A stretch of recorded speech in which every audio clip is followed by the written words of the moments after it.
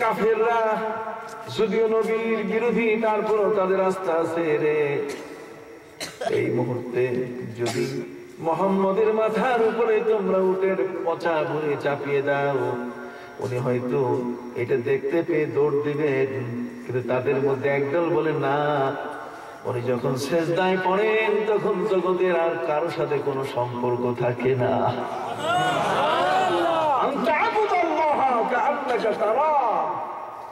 या इलाही मुझसे मुझको दूर कर, ताकि देखो तुझसे तुझको एक नजर।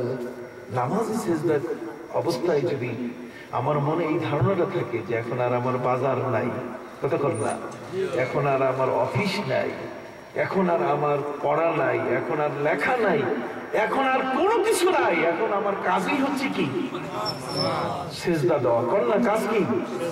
তাহলে সেই সিজদাটা হবে এত বড় পাওয়ারফুল সিজদা, ওই সিজদা দিয়ে যা বলবেন তাই আল্লাহ শুনবেন। আর যদি সিজদা হয় পলাতক ব্যক্তির সিজদা, তরে টটকা ফানাকারা নকরাতান আরবা, নকরাতিন মুরগি যেমন 4 বার ঠোকর মারে, দাঁড়া উঠাইতে গিয়ে যদি এইভাবে কেউ সিজদা করে, তাহলে সেই সিজদা এটি ওই পর্যন্ত থাকে, এটা আল্লাহ পর্যন্ত পৌঁছে না। এই জন্য এই হাদিসের অর্থ করতে গিয়ে আল্লাহর ওলিরা বলছে যে প্রভু তুমি আমাকে আমার থেকে দূর করে দাও, তার মানে আমার চাহিদা, আমার জৈবিক চাহিদা, আমার জীবনের সব চাহিদা থেকে মুক্ত করে তুমি তোমার জন্য আমাকে করে দাও। এই জন্যই বলেছিলাম ইন্না সালাতি ওয়া নুসুকি ওয়া মাহইয়ায়া ওয়া মামাতি লিল্লাহি রাব্বিল আলামিন। আমার আল্লাহ বলেন, নবী বলেন আমার নামাজ, আমার কুরবানি, বলেন আমার কি কুরবানি, ওই কুরবানি যেন আল্লাহর উদ্দেশ্যে হয়। আমাদের ঈদুল আজহা যখন আসে তখন পেপার দেখলে বাপরে বাপ, শিং দেখাইয়া গরু দেখায়, কি কোন ঠিক কিনা, দাম হাঁকায় 3 লাখ 4 লাখ 5 লাখ টাকার গরু অমুকে কিনছে। ভাইরা আমার, কুরবানির পশু কিনতে গিয়ে বাজারে গিয়ে ওই পশুর কুরবানি করতে গিয়ে সেখানে হিসাব করে যেটা কয় মণ গোশত হবে। তার মানে ফ্রিজের মধ্যে বেশি সময় ধরে রেখে খাওয়া যাবে কিনা, কথা বুঝতে পারছেন?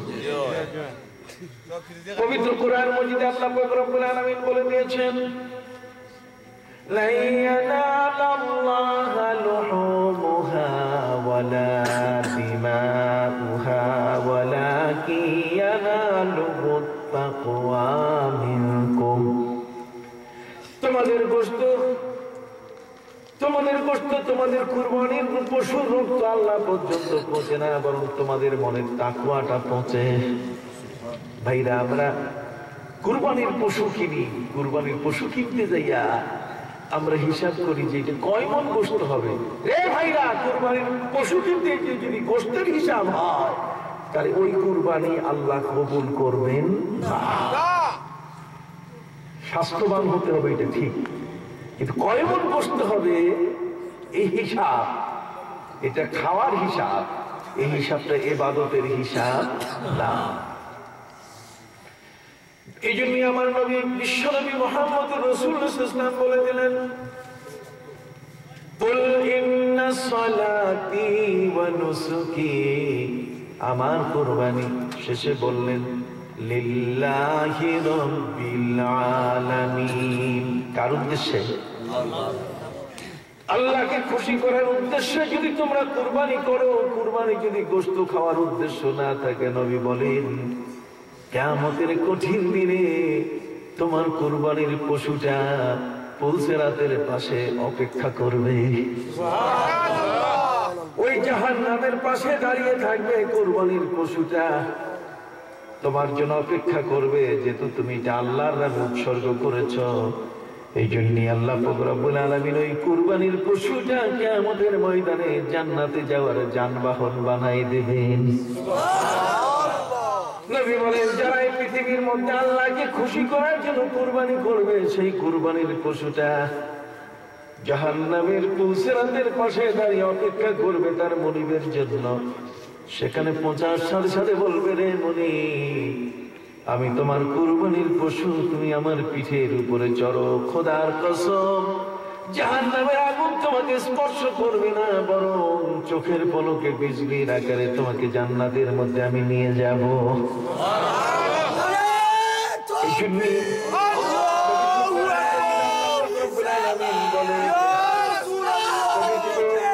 পবিত্র কোরআন মজিদে আল্লাহ পাক রব্বুল আলামিন বলেন, কুল ইন্না সালাতি ওয়া নুসুকি ওয়া মাহইয়ায়া ওয়া মামাতি লিল্লাহি রাব্বিল আলামিন। সব কাজ হবে কার উদ্দেশ্যে?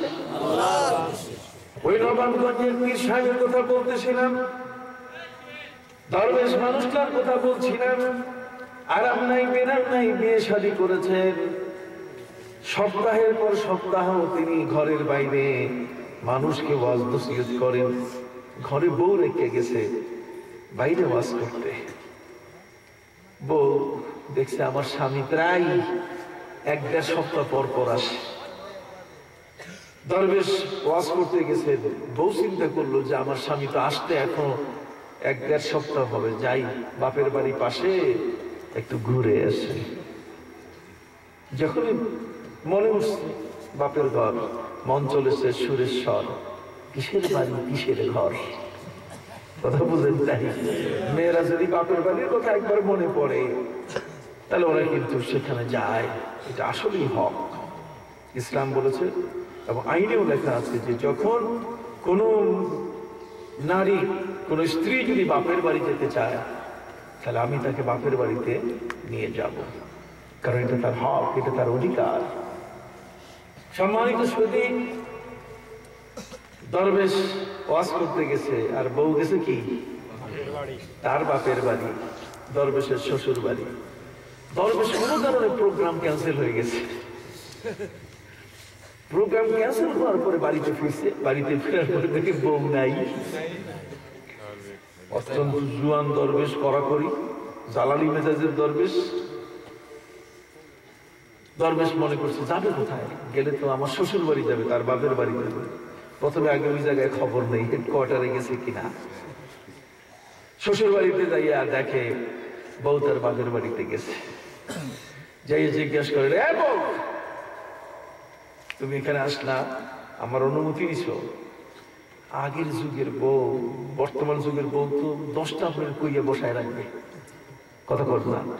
যদি এই যুগের বউরে আপনি কন যে বউ এখন খাওয়া দাওয়া হয়েছে, চলো মশারিটা টানাও, বউ বলবে যে না তুমি টানাও, কথা কর না? কথা কর না কেন? এটা হাসা কথা, হাসা মানে শব্দ কথা, কুমিল্লার ভাষা হাসা কথা। ও সিলেটিও হাসা, ভালো। ভাইরা আমার, স্বামী তার স্ত্রী কয়, বউ রে আমার ঘরণী, ঘরের স্ত্রী, ঘরণী মানে ঘরের স্ত্রী, তুমি মশারি টাঙ্গাও। স্ত্রী বলে তুমি টাঙ্গাও। স্বামী বলে আরে তুমি টাঙ্গাও না। স্ত্রী আমি এমএ পাস, তুমি টাঙ্গাও। কথা বুঝেন?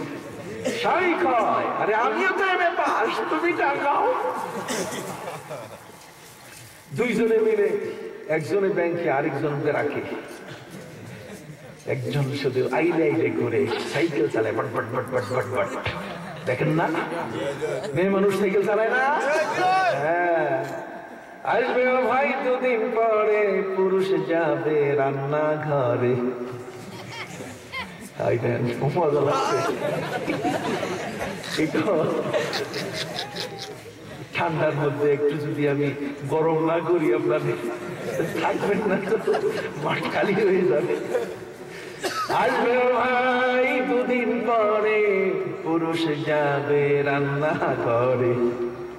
মেয়ে চলবে এই বাজারে, করবে কোট কাচারি, আখেরি জামানা বলিতে মানা, বলতে গেলে ধৈরা মারে রে।